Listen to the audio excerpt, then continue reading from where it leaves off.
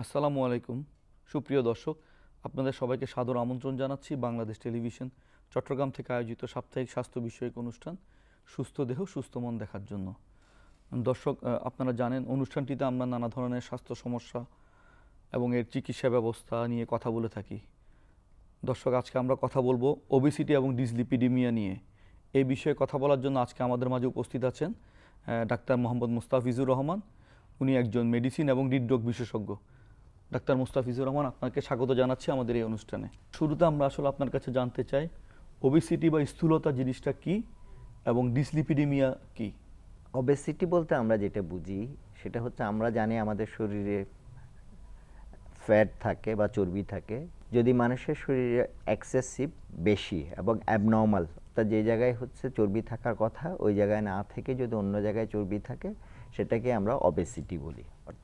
সংক্ষেপে যদি বলা যায়, শরীরে অতিরিক্ত চর্বি জমে গেলে যে সমস্যাটা তৈরি হয় সেটাকে আমরা ওবেসিটি হিসেবে আখ্যায়িত করতে পারি।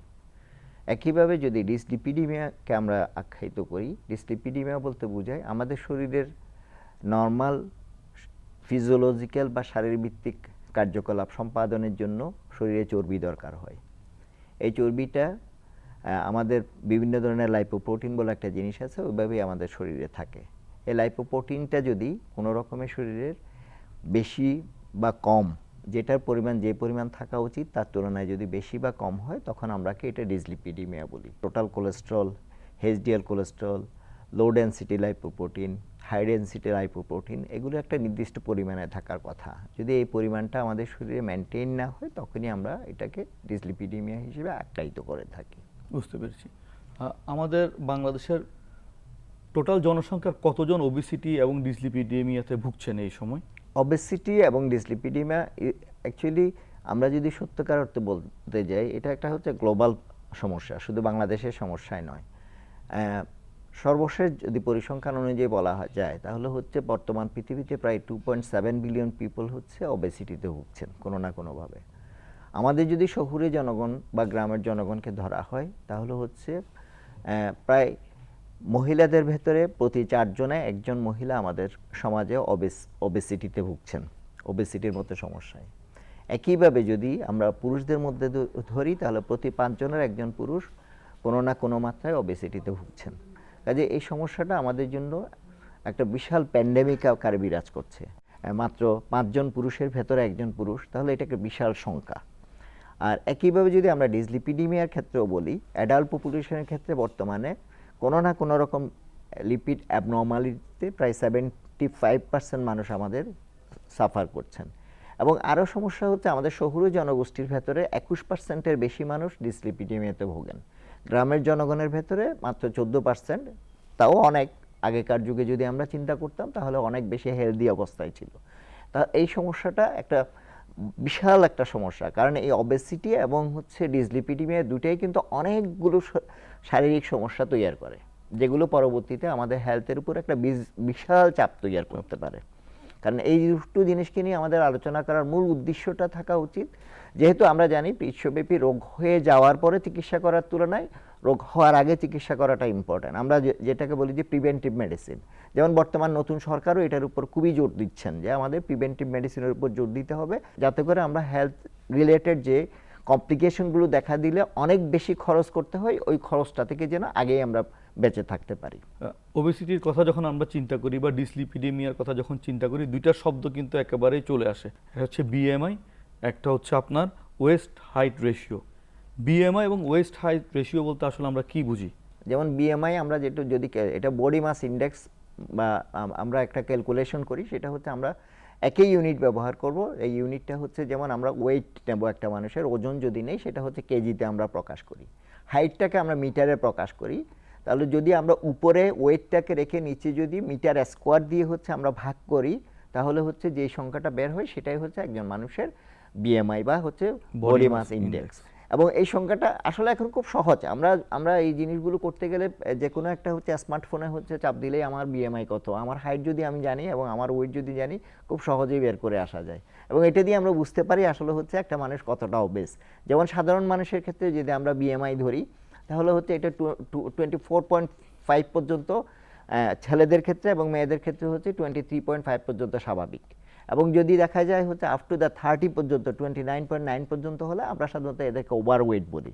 30 থেকে 34.9 আমরা হচ্ছে গ্রেড 1, 35 থেকে শুরু করে 39.9 পর্যন্ত আমরা গ্রেড 2, এবং যদি 40-এর উপরেই বিএমআই হয়ে যায় তখন আমরা এটা বলি সিভিয়ার গ্রেড অফ বিএমআই, যেটা আমরা যেভাবে ক্লাসিফাই করি।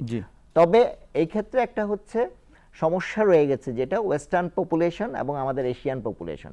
এশিয়ান পপুলেশনে বিএমআই যদি 27.5 এর বেশি হয়ে যায় তখনই কিন্তু তাকে ওবেস হিসেবে ধরা হয়, এবং যদি দেখা যায় যে এরা 34 পর্যন্ত যায় সেটা হচ্ছে মডারেট, এবং হচ্ছে এর চেয়ে বেশি হলে এটাকে আমরা সিভিয়ার ওবেসিটি। আর ওয়েস্ট এবং হাইট সার্কামফারেন্স, এটা হচ্ছে খুবই গুরুত্বপূর্ণ একটা জিনিস, কারণ অনেক সময় দেখা যায় কি ওয়েটের সাথে যদি আমরা হাইটের যে রেশিও করতে যাই, বিশেষ করে যারা হেবিচুয়াল এক্সারসাইজ করেন, মাস্কুলাইন বিল্ড যাদের, তাদের ওয়েট অনেক বেশি থাকে, আসলে কিন্তু অত চর্বি থাকে না। যারা প্রফেশনাল স্পোর্টসম্যান তাদের অনেকেই আছে যারা বডি বিল্ডিং করেন, তাদের হচ্ছে মাসল মাস অনেক, তাদের কিন্তু আসলে অত বেশি ফ্যাট থাকে না শরীরে। ওই ক্ষেত্রে যদি আমরা বিএমআই করতে যাই, বিএমআই কিন্তু বেশি পাওয়া যায়, আসলে তারা অতটা আনহেলদি না। ওই ক্ষেত্রে যেটা সবচেয়ে ইম্পর্টেন্ট সেটা হচ্ছে ওয়েস্ট হাইট রেশিও। ওয়েস্টের যে মাপটা সেটা হচ্ছে মাপাটা খুব সহজ। আমরা যদি এভাবে নেই, আমাদের বক্ষপিঞ্জর যদি ধরি, আমরা বক্ষপিঞ্জর আর নিচের দিকে একটা আমরা হাত ধরি, যে হিপ বোন এবং বক্ষপিঞ্জরের মাঝামাঝি যে জায়গাটা, ওই জায়গাটায় আমাদেরকে একটা মেজারমেন্ট নিতে হবে। আমরা ইঞ্চিতে নেই বা সেন্টিমিটারে নেই, যেটাই নেব একটা মানে ইউনিট আমরা ধরবো। আবার হাইটটাকে আমরা নেব। এখন হাইট দিয়ে যদি আমরা এই ইউনিটটাকে ভাগ করি, অর্থাৎ উপরে আমাদের থাকবে হচ্ছে ওয়েস্ট সার্কামফারেন্স, আমরা যেটা বললাম সেটা, নিচে যদি আমরা হাইট রাখি একই ইউনিটে, যেই রেশিওটা বের হয়ে আসবে ওটাকে আমরা বলি ওয়েস্ট হিপ রেশিও। এটা যদি কারো 0.5 এর বেশি হয় তাহলে আমরা চিন্তা করবো যাদের হচ্ছে cardiovascular risks, obesity related risks এগুলো বেশি থাকবে। যদি 6.5 বা 7 এর উপরে চলে যায়, দে আর ইন ভেরি হাই রিস্ক। এটা যদি 4.9 এর যদি হচ্ছে এটা দেখা যায় কি 0.49 বা এর নিচে থাকে, তাহলে হচ্ছে হেলদি হিসেবে আমরা তাদেরকে আখ্যায়িত করতে পারি। যে কি কারণে আসলে স্থূলতা বা ওবেসিটি হতে পারে একটা মানুষের? স্থূলতা হওয়ার মূল কারণ যদি বলি আমরা, সেটা হচ্ছে আমরা যদি মেকানিজমে যাই, আমরা যা খাই সেটা যদি আমাদের শরীরে জমে যায়, আমরা যদি বার্ন না করি, অর্থাৎ আমাদের শরীরে জমা আমরা যেটা জমা নিচ্ছি, আমরা খাওয়া দাওয়া করা বা যে কোনোভাবে আমরা নিচ্ছি, এবং সেটা যদি আমরা এক্সপেন্ডিচার না করি, খরচ না করি, অর্থাৎ হচ্ছে আমাদের শরীরে যদি আমরা এক্সেসিভ খাবার খাই কিন্তু হচ্ছে আমরা ব্যয় কম করি, আমরা এক্সারসাইজ না করলাম, আমরা খাবারটা পরিমাণ, যেমন একটা সিম্পল একটা ক্যালকুলেশনও যদি দেয়া যায়, সিম্পল ক্যালকুলেশনটা যদি দেয়া যায়, সেটা হচ্ছে কেউ যদি এক মুষ্টি নিজের হাতে যদি ভাত বেশি খান বা কার্বোহাইড্রেট বেশি খান, আর হচ্ছে আমাদের জেনেটিক কিছু কারণ আছে, আর কিছু কিছু রোগের কারণে, যেমন হচ্ছে কারো যদি থাইরয়েড বলে একটা হচ্ছে গ্ল্যান্ড থাকে, এই থাইরয়েড গ্ল্যান্ডে যদি সমস্যা থাকে তাহলেও হচ্ছে মানুষ অবেস হতে পারে।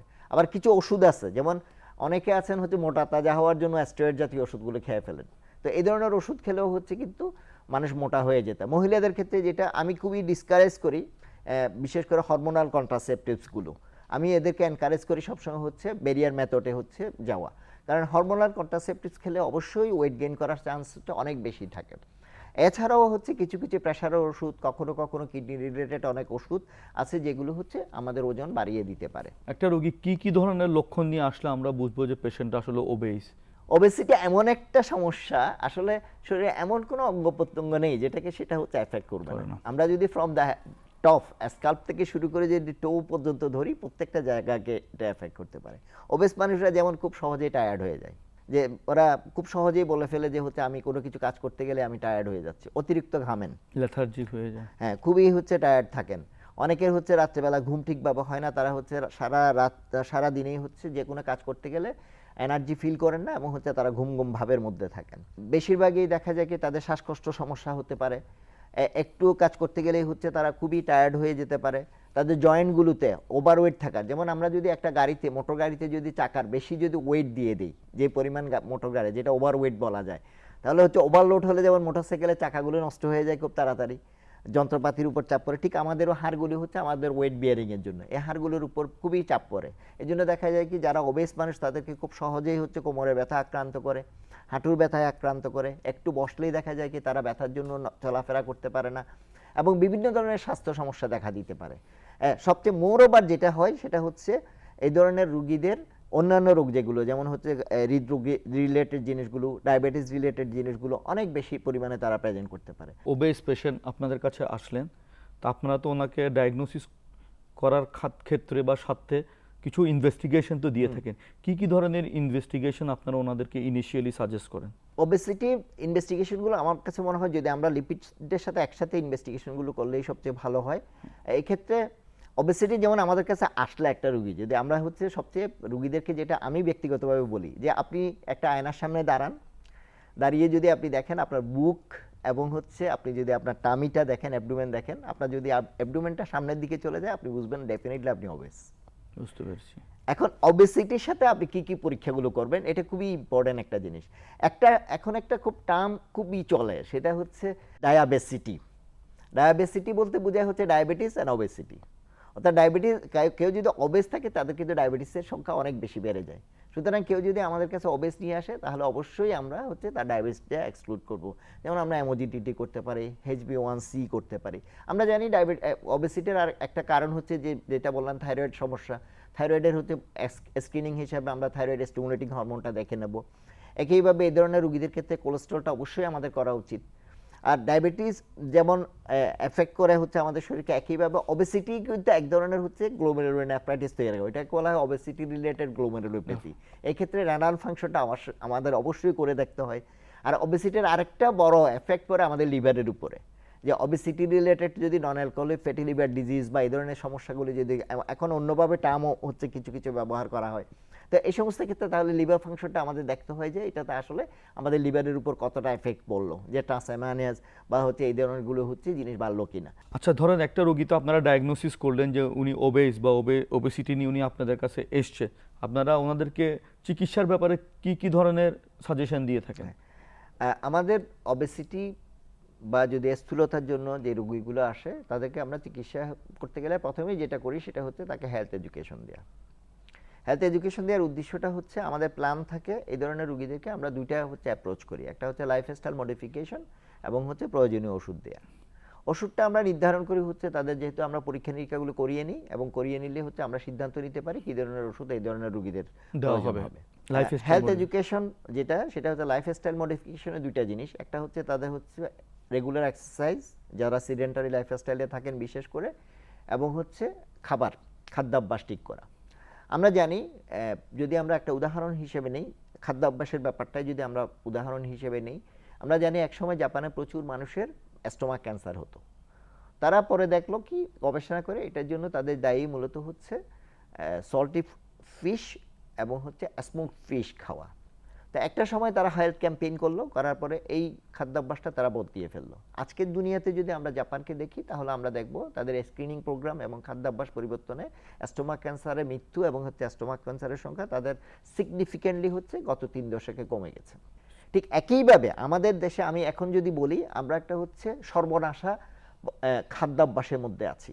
আমাদের যে অতিরিক্ত খাদ্যাভ্যাসে যে আমরা পোলাও বেশি খাওয়া অথবা হচ্ছে যে তথাকথিত বিরিয়ানি, যেগুলো আমরা হচ্ছে খাসি যেভাবে রান্না করা হয় অথবা গরুর মাংস যেভাবে রান্না করা হয়, এই জিনিসগুলো থেকে আমাদের বের হয়ে আসতে হবে।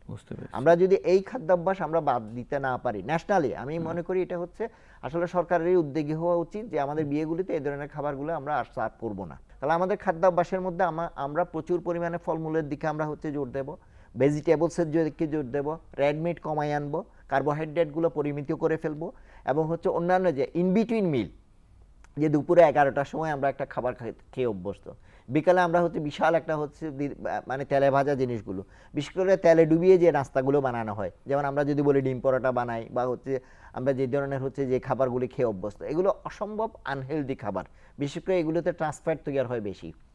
আরেকটা কথা, যে ওই ডিসলিপিডিমিয়ার রোগীগুলো কি কি ধরনের লক্ষণ নিয়ে আপনাদের কাছে আসেন? আসলে ডিসলিপিডিমিয়া যে রোগীগুলো আমরা জানি হচ্ছে ডিসলিপিডিমিয়া সাধারণত হচ্ছে ইজ আ সাইলেন্ট কিলার, এটা একদম নীরবে থাকতে পারে। এটা মানে আমরা যদি অন্যান্য মেডিকেল পরীক্ষার সাথে এটা না করি, একটা রোগী আমার কাছে ব্লাড প্রেশারের জন্য আসলেন, আমি তার পরীক্ষা করলে দেখলাম হচ্ছে তার আসলে ডিসলিপিডিমিয়া আছে, অথবা একটা রোগী হচ্ছে ডায়াবেটিসের জন্য আসলো, আমরা পরীক্ষা করলাম ডিসলিপিডিমিয়া। কিন্তু কখনো কখনো এটা হচ্ছে এই রোগগুলি নিয়েও চলে আসতে পারে, যে একটা হচ্ছে হার্ট অ্যাটাক নিয়ে আসতে পারে অথবা হচ্ছে হাই ব্লাড প্রেশারের হচ্ছে রিলেটেড কমপ্লিকেশনগুলো নিয়ে আসতে পারে। ডিসলিপিডিমিয়ার রোগীগুলো আমাদের কাছে আসে হচ্ছে কোনো রকম লক্ষণ ছাড়া, আমরা যদি রুটিন রক্তের পরীক্ষা করতে যাই তখনই হচ্ছে এই ধরনের সমস্যাগুলো ধরা পড়ে। তাহলে এই যে এই শারীরিক সমস্যাগুলাই নিয়ে আসলে ওনারা আপনাদেরকে প্রেজেন্ট করতে পারে। বেসিক্যালি হচ্ছে রুটিনলি যখন আমরা পরীক্ষা করি তখনই। এই জন্য রিকমেন্ডেড হচ্ছে আসলে প্রত্যেক অ্যাডাল্ট পপুলেশনেরই হচ্ছে অন্ততপক্ষে বছরে একবার লিপিড প্রোফাইল করে দেখা। যেমন ওয়েস্টার্ন ওয়ার্ল্ডে যদি বলি, ওরা কিন্তু খুব ছোট থাকতেই হচ্ছে লিপিড প্রোফাইল একবার করে, সাধারণত হচ্ছে জন্মের 6 থেকে 11 বছরের মধ্যে। তারপর হচ্ছে প্রতি 5-6 বছর পর পর ওরা হচ্ছে করতে থাকে। এদের আরেকটা নতুন পরীক্ষা যেটা হচ্ছে খুবই প্রত্যেক মানুষেরই করা উচিত, সেটা হচ্ছে লাইপোপ্রোটিন এ লেভেল দেখা। এটাও একটা নিউ এন্টিটি, যেটা অনেক দিন ধরে হচ্ছে। এটাও যদি কারো বেশি থাকে, এদের কিন্তু হৃদরোগের সম্ভাবনা থাকে খুব বেশি। বিশেষ করে ইয়াং জেনারেশনে যদি কেউ যদি হৃদরোগ নিয়ে আসে, তাদের লাইপোপ্রোটিন এ বেশি থাকার সম্ভাবনা অসম্ভব বেশি থাকে। কাজে এই জিনিসগুলো রুটিনলি করা উচিত। আরেকটা জিনিস যেটা ধরেন যে ওবেসিটির ক্ষেত্রে হোক, ডিসলিপিডেমিয়ার ক্ষেত্রে হোক, এক্সারসাইজটা আসলে উইকলি কতদিন করবে বা কি ডিউরেশন আসলে আমাদের রোগীরা করবে? আমরা যদি বলি যে এক্সারসাইজ বলতে অনেকেই মনে করেন মনে হয় জিমে গিয়ে আমাকে অনেক বেশি হচ্ছে পরিশ্রম করতে হবে। আসলে ব্যাপারটা সেটা না। এক্সারসাইজ বলতে এটা খুব সুন্দরভাবে, খুব সহজভাবেই করা যায়। আমি যদি দিনের মধ্যে যে কোনো একটা সময় আমার জন্য যেটা কনভেনিয়েন্ট, আমার জন্য যেটা সেফ, অর্থাৎ একটা জায়গায় আমি এক্সারসাইজ করতে গেলাম, দেখা গেল যে ওই জায়গায় আমি বিপদে পড়বো, এরকম না করে আমরা একটা সেফ জায়গা বের করে নেব এবং হচ্ছে আমার জন্য কনভেনিয়েন্ট সময় বের করে নেব। এই কনভেনিয়েন্ট সময়ে সপ্তাহে 5 দিন 30 মিনিট একটু জোরের সাথে হাঁটা। যদি আমরা বলি এটা যদি গাণিতিকভাবে বলতে হয়, তাহলে হচ্ছে 4 to 6 কিলোমিটার পার আওয়ার করে যদি আমরা হাঁটি, একটু ঘাম জড়ানো, হাঁটা শেষে যদি আমাদের বুকটা একটু ধরফর করা, এই ধরনের হয়, এনাফ। অর্থাৎ 150 মিনিট সপ্তাহে, প্রতিদিন 30 মিনিট, 5 দিন সপ্তাহে, তবে পরপর 2 দিন গ্যাপ না দেওয়াটাই হচ্ছে সর্বোচ্চ। এটাই হচ্ছে এনাফ যদি একজন। আর কেউ যদি বিকল্প হিসেবে কেউ সাইকেল চালাতে চান, কেউ যদি সাঁতার কাটতে পারেন, কেউ যদি অন্য কোনো এক্সারসাইজ করতে পারেন, এটা হচ্ছে বোনাস। কি মিনিমাম হচ্ছে 150 মিনিট সপ্তাহে 5 দিন। হ্যাঁ, আমি আরেকটি জাস্ট কোশ্চেন করে আপনার থেকে আমি আসলে দর্শকদের থেকে বিদায় নিব, একেবারে শেষ পর্যায়ে চলে এসেছি। এই যে আমরা যে কোলেস্ট্রল ওষুধগুলো খাই, এটা আসলে আমরা কতদিন পর্যন্ত খাবো? রিসেন্টলি একদম ইন্টারেস্টিং, যদিও এখনো বাংলাদেশের মার্কেটে আসেনি, ওইটা হয়তো আমাদের জন্য সহজ করে দিবে। কারণ অবেসিটি রিলেটেড যে ওষুধগুলো আমরা ব্যবহার করি, বিশেষ করে অনেকগুলো ওষুধেরই পার্শ্ব প্রতিক্রিয়া অনেক বেশি। আর যেটা সেফ এবং হচ্ছে পার্শ্ব প্রতিক্রিয়া থাকলেও হচ্ছে অনেকগুলো হচ্ছে হেলথ বেনিফিট দেয়। যেমন হচ্ছে আমরা GLP-1 অ্যাগনিস্ট অথবা হচ্ছে GIP অ্যাগনিস্ট বলি, যেমন যেটা সেমিগ্লুটাইড বা হচ্ছে টার্জিপিটাইড, এই ওষুধগুলো পাই। একদম রিসেন্টলি আমার মনে হয় 6 এপ্রিল US FDA অ্যাপ্রুভ করছে একটা হচ্ছে ওরাল, এতদিন ধরে এই ওষুধগুলো ছিল ইনজেক্টেবল ফর্মে। তার ওরাল যেটা হচ্ছে এসছে, সেটা হচ্ছে একদম রিসেন্টলি GLP-1 অ্যাগনিস্ট হিসেবে, এটা হচ্ছে অরফ্রো গ্লাইপ্রোন নামে একটা ওষুধ বের হয়ে এসছে। সেটা আমাদের দেশে অবশ্য আমার মনে হয় খুব তাড়াতাড়ি চলে আসতে পারে। তো এই ওষুধগুলো আসলে হচ্ছে ওবেসিটির ক্ষেত্রে আমরা টাইম টু টাইম দেখব, 3 মাস 6 মাস। আমি যদি একটা টার্গেটে যেতে পারি, টার্গেট যেতে যাওয়ার পরে আমরা সাধারণত যদি রুগী হেলদি লাইফস্টাইল মেনটেন করে, ডায়েট যদি মেনটেন করে এবং হচ্ছে যদি তার হচ্ছে এক্সারসাইজটা যদি ঠিক থাকে, অন্য কোনো আনহেলদি হচ্ছে যদি হ্যাবিট না থাকে, আমরা হয়তো এগুলো বন্ধ করে দিতে পারবো। 3 মাস 6 মাস পরে আমাদের টার্গেট যদি আমরা অ্যাচিভ করি, যেমন একটা BMI যদি আমার টার্গেট লেভেলে চলে যায়, অন্যান্য কমপ্লিকেশনগুলো যদি টার্গেট। কিন্তু কোলেস্টেরলের ক্ষেত্রে ব্যাপারটা ভিন্ন। আমরা জানি কোলেস্টেরলের কারণ হচ্ছে, আমরা প্রথমেই হচ্ছে আলোচনায় বলেছি, এটা হচ্ছে জেনেটিক কারণে হতে পারে এবং আমাদের লাইফস্টাইলের জন্য হতে পারে, কোনো ওষুধের কারণে আমাদের হচ্ছে কোলেস্টেরল বাড়তে পারে। যদি কারো জেনেটিক কারণে কোলেস্টেরল বেড়ে থাকে, তাহলে হচ্ছে তাদের চিকিৎসা লাইফ লং। বুঝতে পেরেছি, ফিনিশ। এখন প্রশ্ন হচ্ছে, অনেকে প্রশ্ন করেন কোলেস্টেরলকে অনেক বেশি কমে গেলে কোনো সমস্যা হয় না। কোলেস্টেরল অনেক বেশি করে কমে গেলেও হচ্ছে 50, এখন যেমন কারো যদি রিকগনাইজ, অর্থাৎ ওদের হার্ট ডিজিজ আছেই, একটা রিং বসানো অথবা যদি বলে বাইপাস করা অথবা হচ্ছে অ্যানজাইনা ডকুমেন্টেড, এই সমস্ত ক্ষেত্রে আমরা 50-এর নিচে LDL লেভেল নিয়ে আসবো। HDL লেভেলটাকে আমি নিয়ে যাব হচ্ছে 50-এর উপরে। একইভাবে ট্রাইগ্লিসারাইড লেভেলটাকে আমরা হচ্ছে 150-এর নিচে রাখার চেষ্টা করব। আমরা একেবারে অনুষ্ঠানের শেষ পর্যায়ে চলে এসেছি। আপনি দর্শকদের উদ্দেশ্যে কিছু বলে দর্শকদের থেকে একটু বিদায় নেবেন।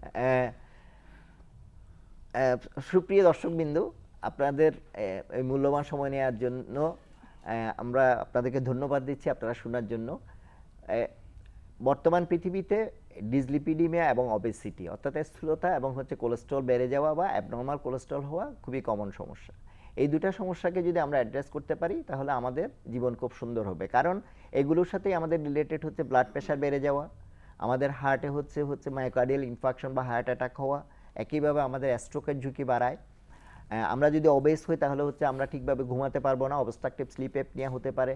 একইভাবে আমাদের আরও যেই সমস্যাগুলো হয়, যারা এক্সেসিভ ওবেস তাদের ক্ষেত্রে কিন্তু ক্যান্সারের প্রবণতাও বেড়ে যেতে পারে। যেমন তাদের হচ্ছে ওভারিয়ান ক্যান্সার বেশি হয়, ওবেস মানুষদের হচ্ছে কোলনে ক্যান্সার বেশি হয়। কোলন বলতে আমাদের অন্ত্রের নিচের দিকের অংশে বেশি হয়। অনেক সময় ব্রেস্ট ক্যান্সারের সংখ্যাও বেড়ে যেতে পারে। ধন্যবাদ ডাক্তার মুস্তাফিজুর রহমান। সুপ্রিয় দর্শক, আজকে আমরা শুনছিলাম ওবেসিটি এবং ডিসলিপিডেমিয়া নিয়ে। আগামী পর্বে আরও একটি রোগ এবং এর চিকিৎসা ব্যবস্থা নিয়ে আমরা আপনাদের মাঝে হাজির হব। সেই পর্যন্ত আপনারা ভালো থাকুন, সুস্থ থাকুন, বাংলাদেশ টেলিভিশন চট্টগ্রামের সাথেই থাকুন। আল্লাহ হাফেজ।